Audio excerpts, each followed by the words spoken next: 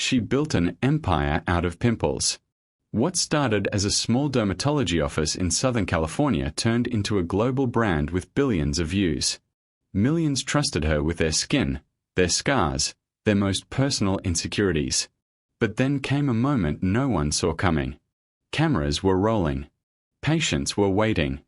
And in the middle of it all, Dr. Sandra Lee experienced something terrifying, without anyone in the room realizing it.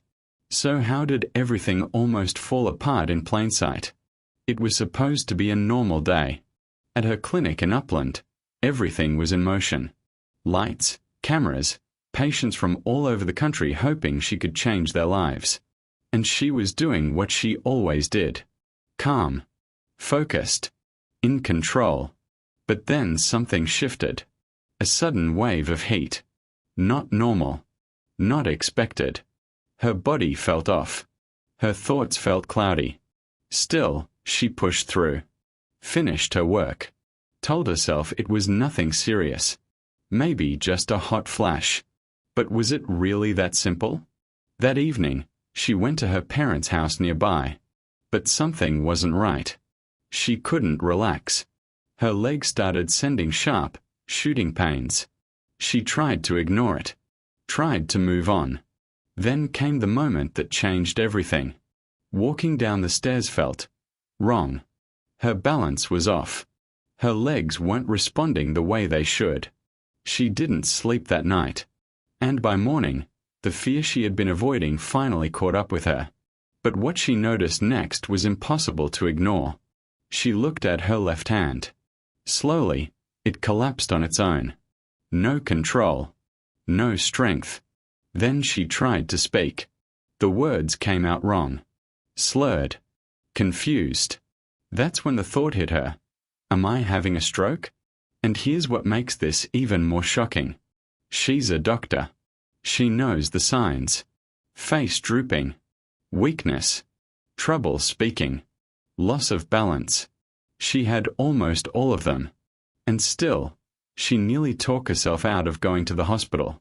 Why would someone with all that knowledge hesitate in a moment like this? The answer is more common than you think. For many women, stroke symptoms don't look the way people expect. They feel like something else. Fatigue. Sweating. Restlessness. Easy to dismiss. Easy to explain away. Especially in your 50s. That's exactly what she did at first. But someone else saw the truth immediately. Her father. A doctor himself. He looked at her and didn't hesitate. He told her to go to the emergency room right away. And that decision may have saved her life. But what doctors found next was even more serious than she feared. The MRI confirmed it. A full ischemic stroke. A blood clot had cut off oxygen to part of her brain. And once that happens, time becomes everything. Every minute, millions of brain cells die. There's no undoing it. Notice. Just damage that stays with you. And then came the words that hit the hardest. She said it herself. A part of my brain died. Think about that for a second. What does that mean for someone whose entire career depends on precision, control, and communication? Her hands. Her voice. Her focus. Everything she built her career on was suddenly at risk. The steady hands that performed delicate procedures. The calm voice patients trusted. The confidence millions saw on screen. All of it was under attack at once. And when she looked back, the warning signs had been there all along. High blood pressure. High cholesterol. Stress. She knew it. But like so many people, she kept going anyway. So here's the uncomfortable question. How many of us are doing the same thing right now? Doctors are seeing more cases like hers. People in their 40s, 50s, pushing themselves too hard for too long. Ignoring the signals. Assuming they'll deal with it later. Until later becomes too late. And in her case, everything stopped instantly. Filming halted. A major TV season paused. A growing empire suddenly frozen. The woman who solved problems for everyone else had no control over what was happening inside her own body. But to really understand what she almost lost, You have to go back to where it all began. Her story starts long before YouTube, long before television. Her father, working in a rural clinic in Malaysia, struggling to understand skin diseases. He had one tool, a small borrowed book. He would step behind a curtain, flip through its pages, and try to figure things out. That curiosity turned into a career. That career brought him to the United States. And eventually, it shaped his daughter's life. But here's the twist. Her path wasn't as smooth as you might think. She didn't even match into dermatology at first. The very field she grew up in. The one her father built his life around. She was rejected. Forced to rethink everything. For a moment, she considered a completely different path. But she didn't give up. She found her way back. Finished her training. Took over her father's practice. And then, she made a decision that would change everything. But could she have predicted what it would lead to? In 2010, she started a YouTube channel. At first, almost no one cared. It was quiet, professional, easy to ignore. Then one day, she posted a simple video.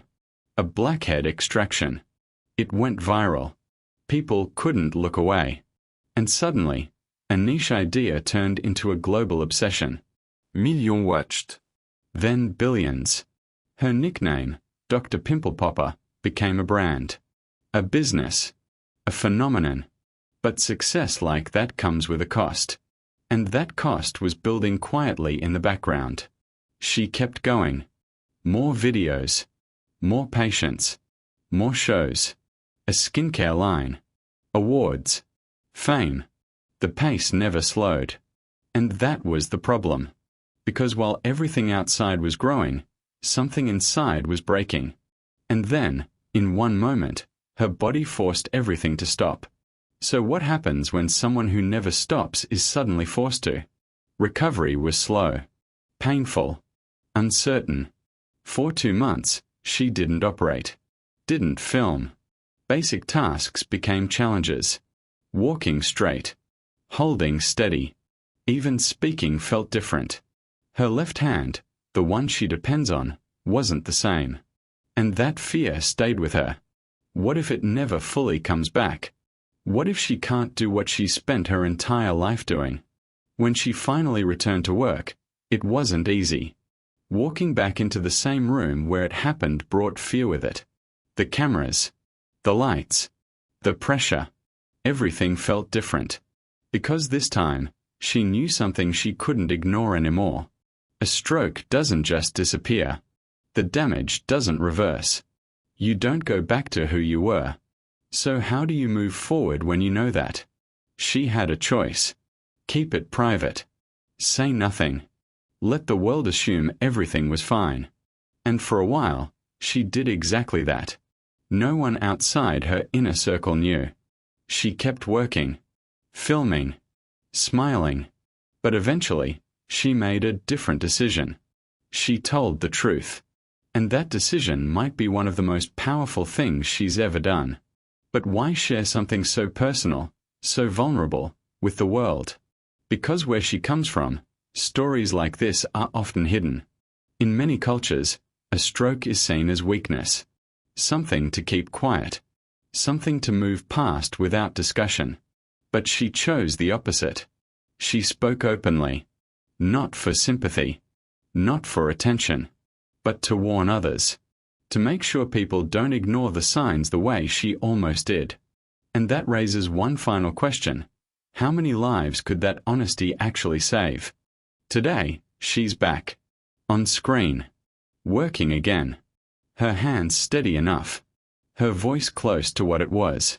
From the outside, it looks like a full recovery. But the truth is more complicated. Because something has changed. Not just physically, but mentally. A new awareness. A new perspective. One she didn't have before. She calls it a blessing in disguise. Not because it was easy. But Becca,